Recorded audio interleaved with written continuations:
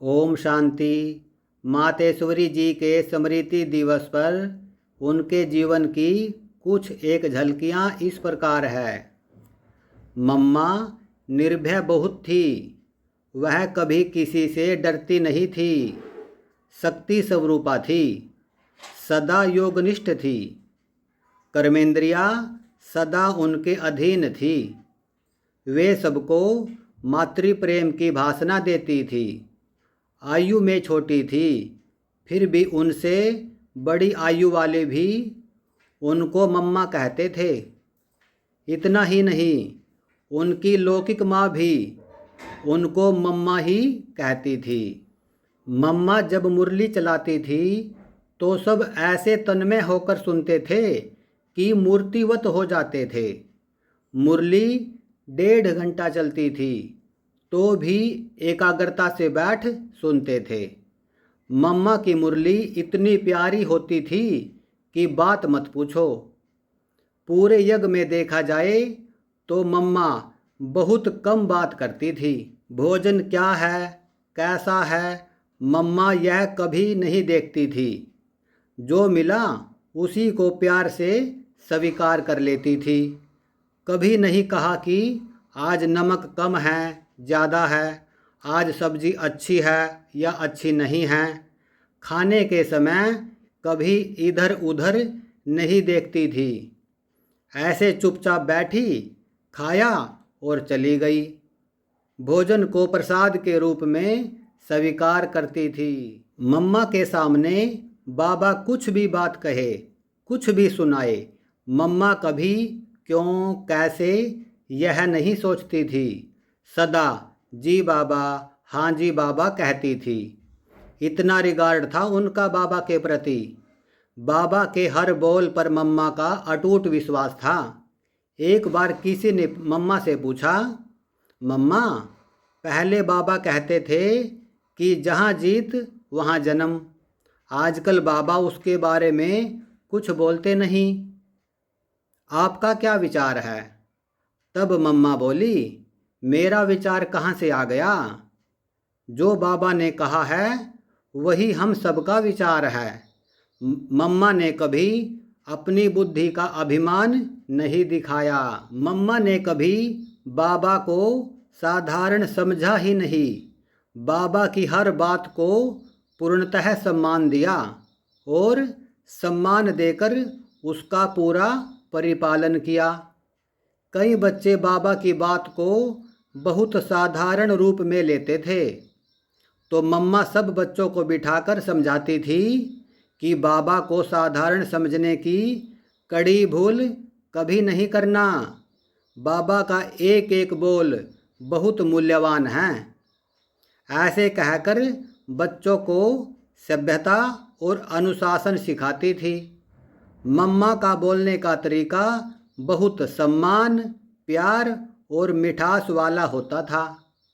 बच्चों को मम्मा ने रीति रिवाज, सभ्यता, संस्कृति सिखाकर लायक बनाया और माँ के रूप में हम बच्चों का गुणों से श्रृंगार कर बाप के सामने रखा। मम्मा ने कभी अपना शो अर्थात दिखावा नहीं किया। वह कितनी सेवा करती थी, लेकिन कभी अपने मुंह से कहा ही नहीं कि मैंने इतनी सेवा की। मम्मा 1.5 मास सेवा करके बेंगलुरु से पुणे आई। उन्होंने बहुत सेवा की थी, परंतु फिर भी नहीं सुनाया कि रह रह सेवा करके आई हूँ। मम्मा अपने बारे में, किए हुए कार्य के बारे में कभी दूसरों को नहीं बताती थी। वे जितना त्यागी थी उतना ही वैरागी थी और उतना ही तपस्वी थी। बाबा के सामने मम्मा मुस्कुराकर एवं सिर झुकाकर केवल एक बात कहा करती थी, हाँ बाबा अथवा जी बाबा। अन्य कोई शब्द ही नहीं। बाबा मम्मा को मम्मा भी कहते थे और बच्ची भी कहते थे।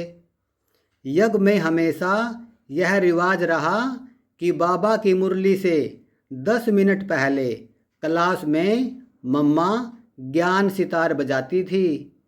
बाद में बाबा आकर ज्ञान मुरली बजाते थे। मम्मा बहुत गुणवान थी। वह गुप्त तपस्विनी थी। देखने में साधारण लगती थी, लेकिन वह गुणों की खान थी। किसी ने भी मम्मा का मूड ऑफ होते कभी नहीं देखा। बाबा के हर वचन का पालन शीघ्र और संपूर्ण रूप से किया करती थी। मम्मा में पालना की शक्ति अद्भुत थी। मम्मा का जीवन नेचुरल था। उनका स्वभाव बहुत सरल था। मिठास थी उनके व्यवहार में। उनमें सदा यह भाव रहता था कि सबको आगे बढ़ाएं। मम्मा हर एक की योग्यता और विशेषता अनुसार वही कार्य दिया करती थी जो वह सहज कर सके। मम्मा का शिव बाबा के साथ साथ ड्रामा के ऊपर भी अटल निश्चय था। मम्मा ड्रामा के ऊपर 2-2 घंटे क्लास कराती थी। मम्मा कहा करती थी कि जितना बाबा पर निश्चय है उतना ही ड्रामा पर भी निश्चय होना चाहिए। तब ही आप ईश्वरीय जीवन में एक रस अवस्था में रह सकेंगे। मम्मा के सारे जीवन में देखा गया कि ड्रामा पर अटल और अचल होने के कारण वे हमेशा एक रस रहती थी। पूरे यज्ञ के कारोबार में बाबा ने मम्मा को ही आगे रखा।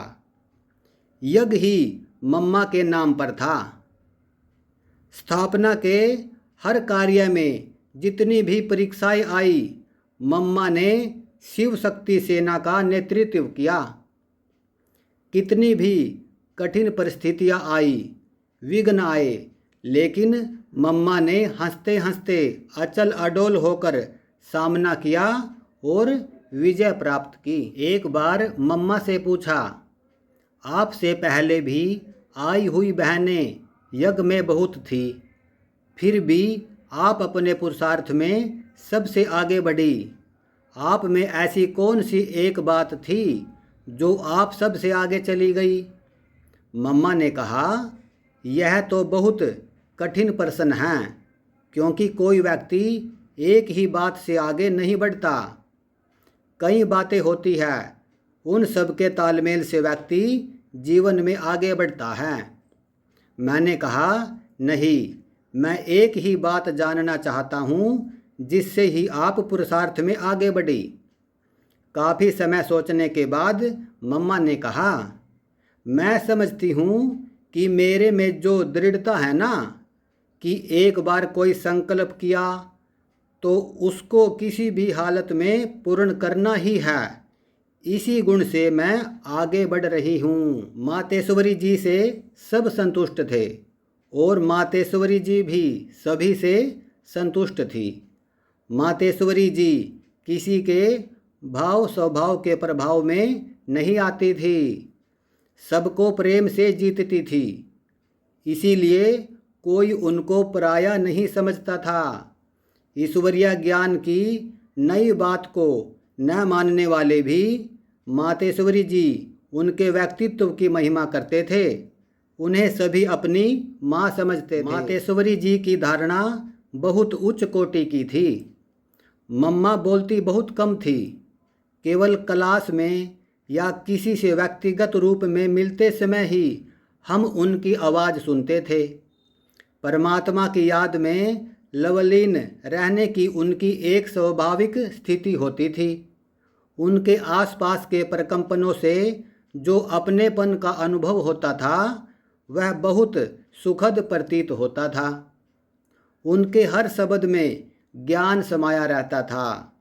यूं कहे, उनके रोम रोम में ज्ञान समाया हुआ था। उनको देखते ही परमात्मा की याद में हमारा मन मगन हो जाता था। याद करने की मेहनत नहीं करनी पड़ती थी। परमात्मा पिता की याद सहज आती थी। मातेश्वरी जी हर एक को कहती थी कि किसी को मम्मा से किसी बात पर व्यक्तिगत रूप से मिलना हो तो किसी भी समय बिना पूछे आ सकता है। किसी भी तरह की औपचारिकता की आवश्यकता नहीं है। इस प्रकार माँ अपना सारा समय बच्चों की उन्नति और सेवा के लिए दिया करती थी। वे जितनी बड़ी अथॉरिटी थी उतना ही निर्माण भी थी। मम्मा में संगठन करने की शक्ति बहुत श्रेष्ठ और ज़बरदस्त थी। सबको साथ लेकर चलने की कुशल कला थी। उनमें व्यक्तिगत धारणाएं थी। उदाहरणार्थ बाबा ने कहा और मम्मा ने धारण किया, इसमें नंबर 1 थी। सहज रूप से माँ के जो संस्कार होते हैं वे उनके अंदर पूर्ण रूपेण थे। समर्पित होने का उनका वह तरीका जिसको झाटकू कहते हैं, कई भाई बहनों के लिए एक आदर्श बना। बहुतों के जीवन उद्धार का प्रेरणा स्रोत बना। सबसे बड़ी बात है कि उनको सबने यज्ञ माता के रूप में स्वीकार कर लिया था। उनको देखते ही हर एक को स्वाभाविक रूप से माँ की भाषा आती थी। उन्होंने हर एक की ज़रूरतों को बिना मांगे पूरा किया। किसी को कोई वस्तु मांगने का अवसर ही नहीं दिया। किसी धर्म, जाति, पंथ वाला हो, हर एक ने यही बेहद का अनुभव किया कि यही मेरी माँ है, मेरी हित चिंतक है। सत्य तो यह है कि मम्मा ने ब्रह्मा बाबा के तन में अवतरित परमात्मा शिव के अति गुह्य व गोपनीय राज को अनंत गहराई से परखकर शीघ्र ही अपनी कुशाग्र एवं पवित्र बुद्धि का परिचय दे दिया था। यज्ञ के इतिहास से यह स्पष्ट है कि बाप दादा की प्रेरणाओं व आज्ञाओं को यथार्थ रीति समझकर उन्हें यज्ञ में कार्यान्वित कराने का उत्तरदायित्व उन्होंने पूर्ण कुशलता से निभाया। वह अन्य यज्ञवत्सों को बार बार समझाती थी कि यह आज्ञा किसकी है। स्वयं जानी जाननहार ऑलमाइटी अथॉरिटी की है। अतः ड्रामा में यह कार्य पहले से ही हुआ पड़ा है। हमें केवल निमित्त होकर हाथ पैर चलाने हैं। मम्मा की चाल को देखकर बाबा कहते थे कि देखो, धरती भी मम्मा को प्यार करती है। फरिश्तों की तरह मम्मा हमेशा हल्की रहती थी। मम्मा कितनी भी सेवा करती थी, लेकिन कभी भी उनके चेहरे पर थकावट नज़र नहीं आती थी। सदा मुस्कुराती और हल्की नज़र आती थी। बाबा सदा कहते थे कि मम्मा इतनी पक्की पिड्डी है कि एक शिव बाबा को ही दिलबर बनाया है और किसको भी दिल की बात नहीं सुनाती। जब भी मम्मा किसी जगह से विदाई लेती थी तो सबकी आंखें नम हो जाती थी। पर मम्मा इतनी पक्की थी कि कभी भी उनकी आंखों में आंसू नहीं आते थे। मम्मा कहती थी, बहाओ आंसू कोई बात नहीं, लेकिन प्रेम के आंसू हो। अगर प्रेम के आंसू है तो मोती बन जाएंगे। मम्मा सदा कहा करती थी, सदा सबको सुख दिया करो, 5 तत्वों को भी दुख नहीं देना। अगर कोई ज़ोर ज़ोर से चप्पल से आवाज़ करते हुए चलता है तो मम्मा कहती थी कि धीमे धीमे चला करो। धरती को भी कष्ट नहीं देना, तत्वों को भी तुम सुख दो ताकि ये तत्व भी तुम्हें सुख दें। जिस प्रकार एक माँ अपनी बच्ची को हर बात समझाती है कि कैसे बात करे, कैसे चले, कैसे व्यवहार करे, वैसे मम्मा भी हर तरह की शिक्षा देकर हम बच्चों को योग्य बनाती थी।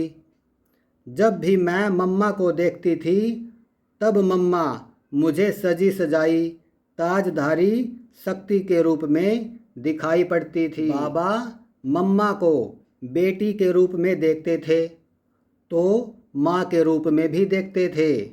बाबा ने उनको हमेशा यज्ञ माता का ही सम्मान दिया। कभी बाबा मम्मा को कहते थे, मम्मा आप तो यज्ञ माता है, जगत माता है, बच्चों को याद प्यार दो। तो मम्मा बाबा के कहने अनुसार याद प्यार देती थी। बाबा भी मम्मा को बहुत इज्जत देते थे और वैसे व्यवहार भी करते थे।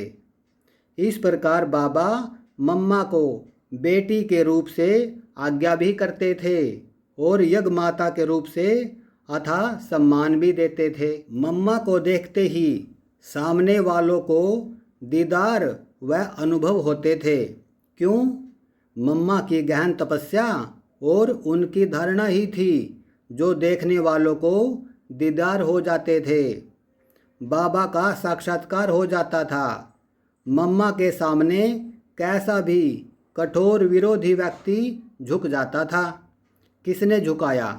मम्मा के आदर्श, धारणायुक्त तपस्वी जीवन और बाबा के प्रति उनकी अगाध समर्पण भावना ने। मम्मा रोज मुरली जरूर पढ़ती थी अथवा टेप द्वारा सुनती थी।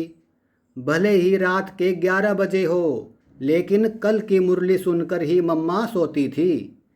जितनी अपने कर्तव्य पर पक्की रही, उतनी ही ईश्वरीय पढ़ाई पर भी पक्की रही।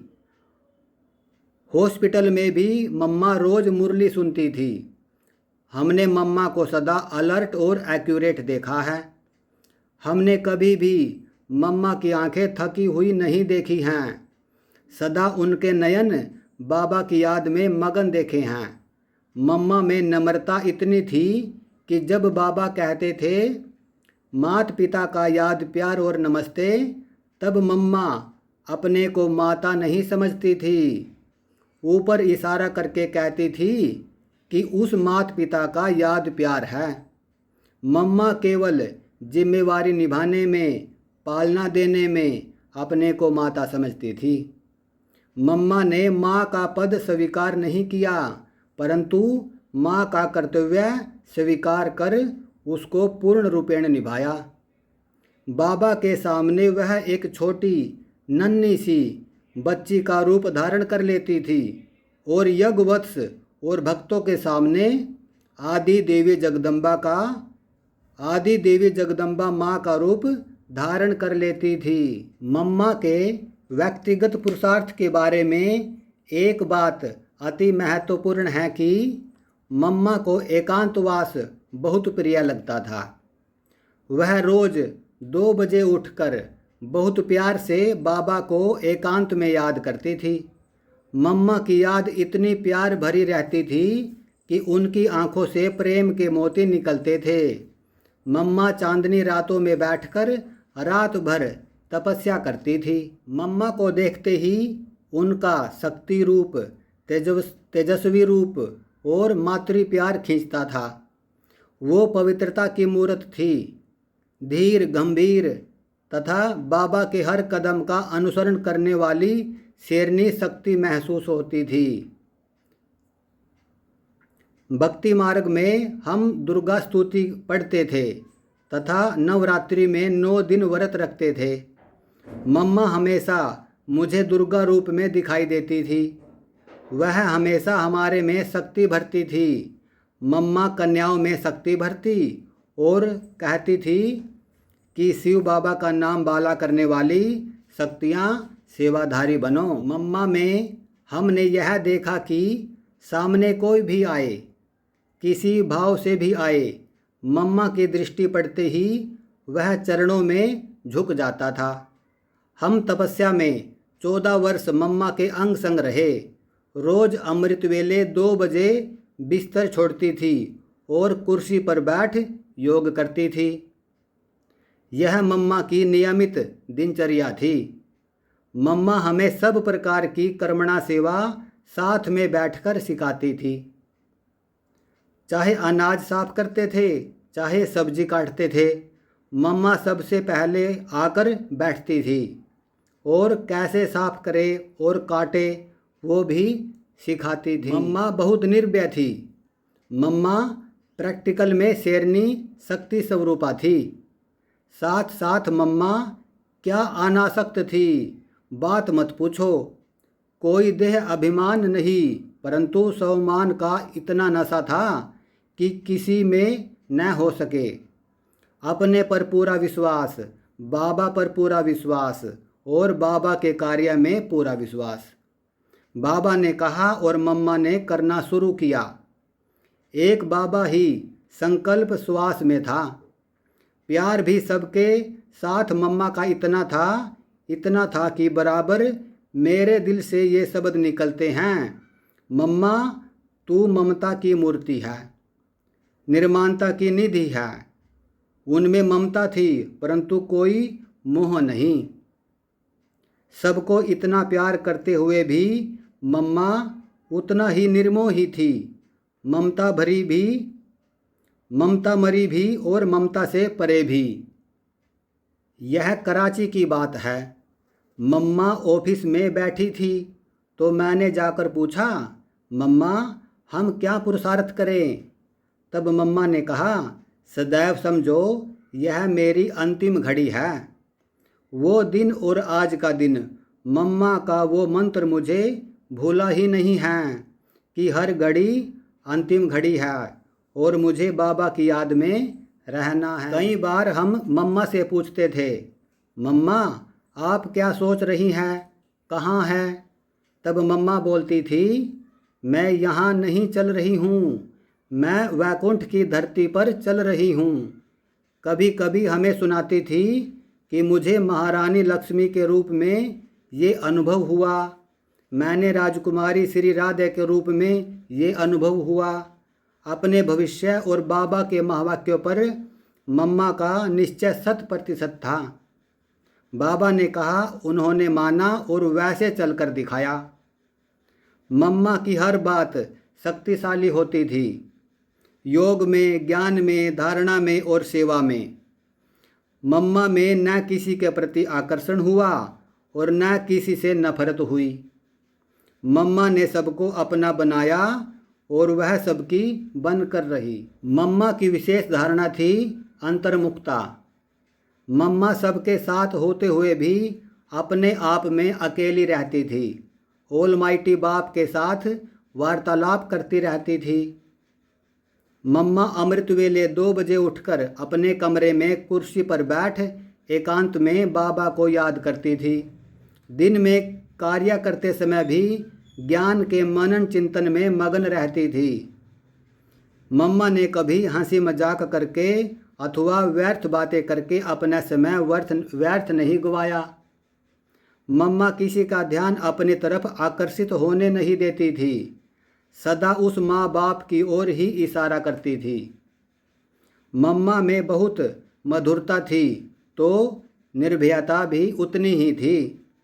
मम्मा कहा करती थी कि जीवन में जिस भगवान से डरना चाहिए वही हमारा बन गया। फिर डरना किससे? डरता वह है जो पाप कर्म करता है।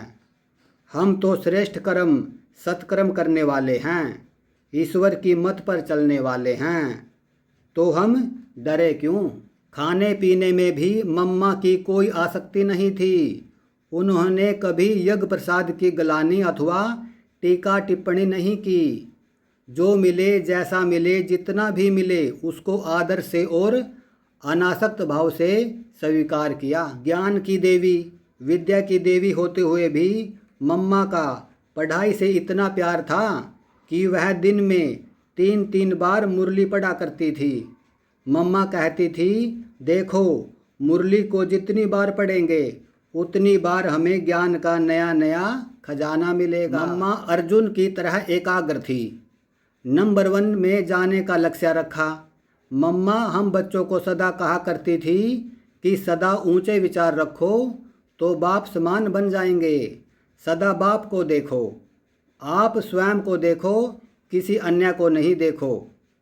बाबा व ड्रामा पर निश्चय रखो तो कर्मातीत बन जाएंगे। मम्मा की दृष्टि शक्तिशाली होती थी। एक दिन मम्मा चांदनी रात में बैठकर योग कर रही थी। मैं जाकर उनके सामने बैठी तो मम्मा ने दृष्टि दी और मैं ध्यान में चली गई। ध्यान में देखा कि चारों तरफ प्रकाश ही प्रकाश है। और उसके बीच में ऑलमाइटी बाबा दिखाई दे रहे हैं। योग कैसे करें यह भी मम्मा ने हमें सिखाया। वे अपने साथ संदली पर बिठाकर हमें योग कराती थी, हमारी अवस्था को चेक करती थी। कर्मणा सेवा करते समय भी मम्मा अपनी ही स्थिति में स्थित रहती थी। मैंने एक बार मम्मा से पूछा कि मम्मा, आप अभी गेहूं साफ कर रही है, अभी आपका क्या संकल्प चल रहा है? मम्मा ने कहा, हम गेहूं साफ नहीं कर रहे हैं, हम साक्षी दृष्टा होकर कर्मेंद्रियों से साफ करा रहे हैं। मैं नहीं कर रही हूँ, करा रही हूँ। मम्मा के अव्यक्त होने के बाद उनकी पूजा अर्थात जगदम्बा की, दुर्गा की पूजा बहुत ज़्यादा बढ़ी है। अव्यक्त रूप में मम्मा दुर्गा का पार्ट बजा रही है। इसके कारण दुर्गा की पूजा और अर्चना बहुत बहुत हो रही है। कलकत्ते में तो देखने वाला दृश्य होता है कि दुर्गा पूजा क्या होती है। हमें तो महसूस होता है कि जब मम्मा साकार में थी तब ज्ञान ज्ञानेश्वरी बन ज्ञान की गंगा बहाई और अव्यक्त होने के बाद दुर्गा का पूरा पूरा पार्ट बजाकर भक्तों को गुण और शक्तियों का वरदान दे रही है। जैसे कोई चिड़िया घास अथवा अनाज के दाने को पहले टुकड़ा टुकड़ा करती है और बाद में अपने बच्चों के मुंह में डालती है, वैसे मम्मा भी बाबा के गुह्य ज्ञान को पहले अपने अंदर धारण कर, अनुभव कर, उसको सहज बनाकर हम बच्चों को सुनाती थी। मम्मा ज्ञान को इतना सरल बनाकर सुनाती थी कि ईश्वरीय ज्ञान से अनजान व्यक्ति को भी ज्ञान सहज समझ में आता था, उसकी बुद्धि में बैठ जाता था और वह खुश हो जाता था। मम्मा अमृत वेले 2 बजे उठकर अकेले में योग करती थी। वह 3:30 बजे तैयार होकर बाहर आती थी। 4 बजे से 5 बजे तक सामूहिक योग होता था, उसमें मम्मा अवश्य आती थी। उसके बाद स्नान आदि नित्य कर्म पूरा करती थी। नाश्ते के बाद 9 बजे प्रातः मुरली क्लास होता था, उसमें आती थी। उसके बाद एक एक दिन एक एक बहन को संदली पर बिठाकर ज्ञान की कोई ना कोई पॉइंट पर समझाने के लिए कहती थी। इस प्रकार मम्मा सबको भाषण करना, क्लास कराना सिखाती थी। उसके बाद सेवा करते थे। दोपहर के भोजन के बाद विश्राम होता था। मम्मा 5 बजे ऑफिस में बैठती थी और यज्ञवत्सों को टोली खिलाती थी। जब हमें कभी कभी मम्मा से टोली खाने का मन होता था तो हम वहाँ जाकर मम्मा से टोली लेते थे। बाद में मम्मा ऑफिस का कामकाज देखती थी। रात्रि भोजन के बाद मम्मा कचहरी कराती थी। मम्मा दिव्य गुणों की संपूर्ण साक्षात देवी थी। उनके संकल्प चट्टान की तरह अडिग, बोल मीठे तथा सारयुक्त और कर्म श्रेष्ठ तथा योग युक्त थे, युक्ति युक्त थे। मम्मा इतनी योग युक्त, गंभीर और शांत रहती थी कि उनके आसपास के वातावरण में सन्नाटा छाया रहता था, जो सभी को प्रत्यक्ष महसूस होता था। ऐसा लगता था कि मानो वह कोई चलता फिरता लाइट हाउस और माइट हाउस हो। मम्मा की चाल फरिश्तों जैसी थी। आश्रम वासियों को पता भी नहीं चलता था कि कब मम्मा उनके पास से गुजर गई अथवा कब से वह उनके पीछे खड़ी हुई उनकी एक्टिविटी का निरीक्षण कर रही थी। मम्मा के बोल बहुत ही मधुर, स्नेहयुक्त और सम्मानपूर्ण होते थे। मम्मा ने शुरू से अंत तक अपनी साधना में किसी भी प्रकार की ढील नहीं होने दी। रोज़ 2-2:30 बजे उठकर विशेष शांति में रहने का, बाबा को शक्तिशाली रूप में याद करने का अभ्यास करती थी। उनकी डायरी में ज्ञान के एक एक विषय पर बहुत गहराई की बात लिखी हुई थी। उनकी डायरी पढ़ने का सुअवसर मुझे जयपुर में मिला था। एक बहन जो 1 साल मम्मा के साथ थी, उसने मम्मा की डायरी से उन ज्ञान बिंदुओं को अपनी डायरी में लिखा था। वह डायरी हमें पढ़ने के लिए मिली थी। उन ज्ञान बिंदुओं को पढ़कर मुझे लगा कि मम्मा ने ज्ञान का कितना विचार सागर मंथन किया होगा, कितना ज्ञान की गहराई में गई होगी और कितना उनको धारणा करने का अभ्यास किया हुआ होगा। मम्मा को योग लगाना नहीं पड़ता था, किंतु वह निरंतर सहज व स्वतः योगिन थी। मन मनाभव मध्याजीभव के महामंत्र को वह स्वाभाविक रूप में धारण किए हुए थी। अतः इस धरा पर चलते फिरते भी इससे न्यारी भासती थी। ऐसा लगता था जैसे कि उनकी बुद्धि सदा परम धाम में लटकी हुई हो तथा अतीन्द्रिय सुख का अनुभव कर रही हो। वह जब योगनिष्ठ होती थी तो वातावरण में सन्नाटा छा जाता था।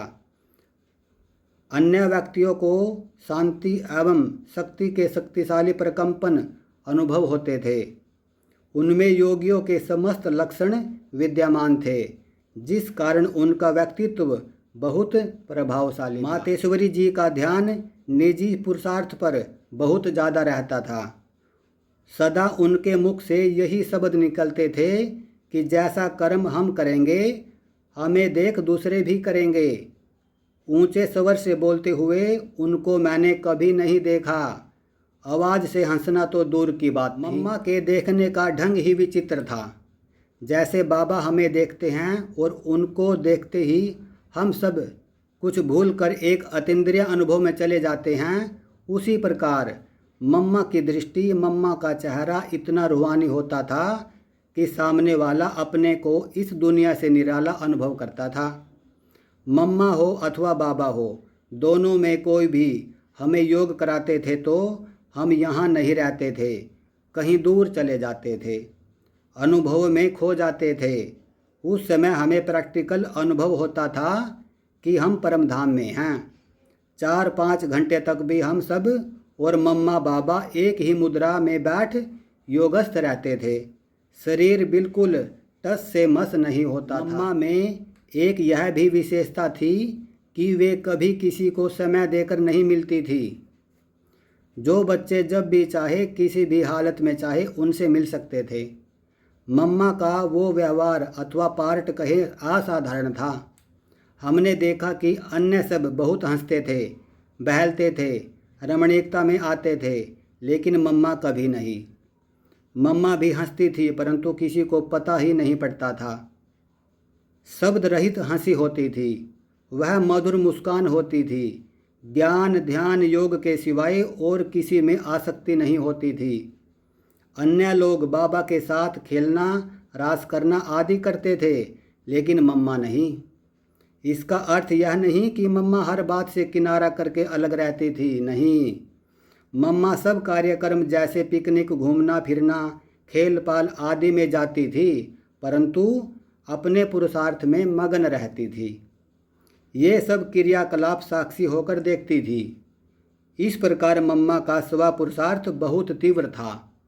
मम्मा ने कभी अपना पुरुषार्थ ढीला नहीं छोड़ा। जब मम्मा योग में बैठती थी अथवा दूसरों को दृष्टि देती थी, उस समय हर एक को विचित्र अनुभव होते थे। मम्मा के स्थूल स्वरूप के बजाय लाइट का स्वरूप ही नजर आता था। जब मम्मा सामने बैठती थी तो जैसे हम कहते हैं कि अव्यक्त वातावरण बनाओ, विदेही अवस्था में रहो, डेड साइलेंस में रहो, वह सब सहज ही हो जाता था। भले ही सब ब्रह्मावत्स जानते थे कि मम्मा कुमारी है, लेकिन उनको जो भी देखता था माँ का, देवी का, फरिश्ते का दर्शन होता था। देहभान होता ही नहीं था। जैसे छोटा बच्चा अपनी माँ की गोद में सहज रूप से चला जाता है, वैसे हर ब्रह्मावत्स मातेश्वरी जी की गोद में चला जाता था। मम्मा का स्व पुरुषार्थ बहुत था। मैंने मम्मा में हमेशा यह देखा कि वे ज़्यादा लौकिकता अर्थात बाह्यमुखता में नहीं गई। इधर उधर की बातें अर्थात ज्ञान योग धारणा पुरुषार्थ के अलावा और कोई बात हमने कभी मम्मा के मुख से सुनी ही नहीं। पहले यह सिस्टम यानी पद्धति थी कि जो भी बात करेगा वह उस दिन की मुरली की पॉइंट्स से शुरू करेगा और अंत भी मुरली की पॉइंट्स से ही करेगा। बाबा या मम्मा किसी को भी पत्र लिखते थे तो भी उस पत्र के आरंभ और अंत में उस दिन की ज्ञान मुरली की पॉइंट्स अथवा धारणा की पॉइंट्स अथवा योग की पॉइंट्स लिखते थे। जब भी मैं मम्मा को देखती थी तो उनके चारों ओर सफ़ेद लाइट ही लाइट दिखाई पड़ती थी। ऐसा लगता था कि मम्मा शरीर में नहीं हैं, ऊपर सफ़ेद प्रकाश में रहती है, फरिश्ता नज़र आती थी। मम्मा दिन रात बाबा को याद करती थी। हम कभी रात को उठकर दरवाजे के सुराख से देखते थे तो मम्मा कुर्सी पर बैठी नज़र आती थी। कभी बालकनी में बैठ योग करती थी, कभी चांदनी में बैठ योग करती थी। मैं समझती हूँ कि योग से ही मम्मा इतनी महान बनी। मम्मा ने कभी अपनी तरफ इशारा नहीं किया। मम्मा हमेशा कहती थी, मेरी मम्मा को याद करो, मेरी उस माँ को याद करो। मम्मा उस माँ को कहती थी, बाबा को। मम्मा खुद धारणा मूर्त होने के कारण धारणा की क्लास ही ज़्यादा कराती थी। वो क्लास सबको बहुत आकर्षित करती थी। मम्मा ने अमृत वेला कभी मिस नहीं किया। एक बार मुंबई में एक मंत्री जी मम्मा से मिलने आए। मंत्री जी के जाते जाते रात के 12 बज गए। दूसरे दिन मम्मा अपनी दिनचर्या के अनुसार सुबह 2 बजे ही उठी। उनसे पूछा गया, मम्मा आप तो करीब 1 बजे सोई होंगी, फिर आप अपने समय पर इतनी जल्दी उठ गई। तब मम्मा ने कहा, देखो उस मिनिस्टर की अपॉइंटमेंट के कारण मैं रात को जाग सकती हूँ, तो सवेरे अमृत वेले मेरी अपॉइंटमेंट हमारे पिया के साथ होती है, यह हम कैसे मिस कर सकते हैं। मम्मा ने कभी अमृत वेला मिस किया ही नहीं। शिव बाबा हमेशा कहते थे कि बाबा नंबर 1 हैं, परंतु तुम्हारी माँ तो +1 में गई। मम्मा के चेहरे पर हमने कभी भी उदासी नहीं देखी। उनका सदैव मुस्कुराता हुआ चेहरा था। मम्मा का एक एक बोल सुख देने वाला था। मम्मा के दृढ़ता भरे बोल सदैव औरों को भी दृढ़ संकल्पधारी बनाते थे। मम्मा की दृष्टि पाते ही कईयों को अशरीरीपन का अनुभव होता था। मम्मा की शीतल गोद जन्म जन्मांतर के विकारों की तपत बुझाने वाली थी। अनोखा अनुभव होता था। मम्मा बाबा को फॉलो करने में नंबर 1 थी। इसलिए बाबा की सारी दिनचर्या सवेरे से लेकर रात तक कैसे चलती थी उसको सुनकर फॉलो करती थी। चलते चलते मम्मा हमारे से पूछती थी, बच्ची बाबा को कितना याद करती हो, बाबा से कितना प्यार करती हो। इस प्रकार ज्ञान की लोरी के साथ योग का भी ध्यान खिंचवाती थी। मम्मा जब दृष्टि देती थी तो उनकी आंखें इतनी चमकती थी जैसे कि उन आंखों से बाबा देख रहा हो। मम्मा की दृष्टि से उनका संपूर्ण स्वरूप दिखाई पड़ता था। मम्मा ऐसे लगती थी कि वे यहाँ की नहीं हैं, वे ऊपर से आई हैं। वे देहधारी नहीं लगती थी, सूक्ष्म शरीरधारी लगती थी।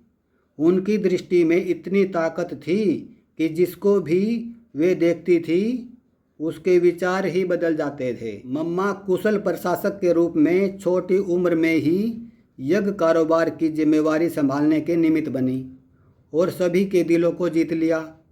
मम्मा सदैव कहा करती थी कि किसी के भी अवगुणों का चिंतन न कर सदा गुणग्राही बनना चाहिए। सभी आत्माओं की विशेषताओं को देखो, हंस की तरह मोती चुगो। मातेश्वरी जी का यज्ञ से बहुत स्नेह था। वे कहा करती थी कि यज्ञ की कोई चीज़ बेकार नहीं जानी चाहिए। एक बार की बात है कि यज्ञवत्स गेहूं साफ करके बोरी में भर चुके थे। कुछ गेहूं इधर उधर बिखरे हुए थे।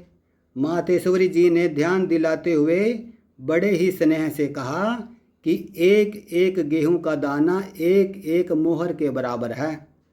वे यज्ञ की एक एक चीज़ की कीमत जानती थी एवं बतलाती थी। वे कुशल प्रबंधक थी। यज्ञवत्सों की स्थूल के साथ सूक्ष्म आध्यात्मिक पालना भी उनका विशेष ध्यान रहता था। यज्ञवत्सों की स्थूल के साथ सूक्ष्म आध्यात्मिक पालना पर भी उनका विशेष ध्यान रहता था। ये हमारी प्यारी मातेश्वरी जी के जीवन की कुछ एक झलकियाँ थी। तो सभी आत्माओं को ओम शांति, ओम शांति, ओम शांति।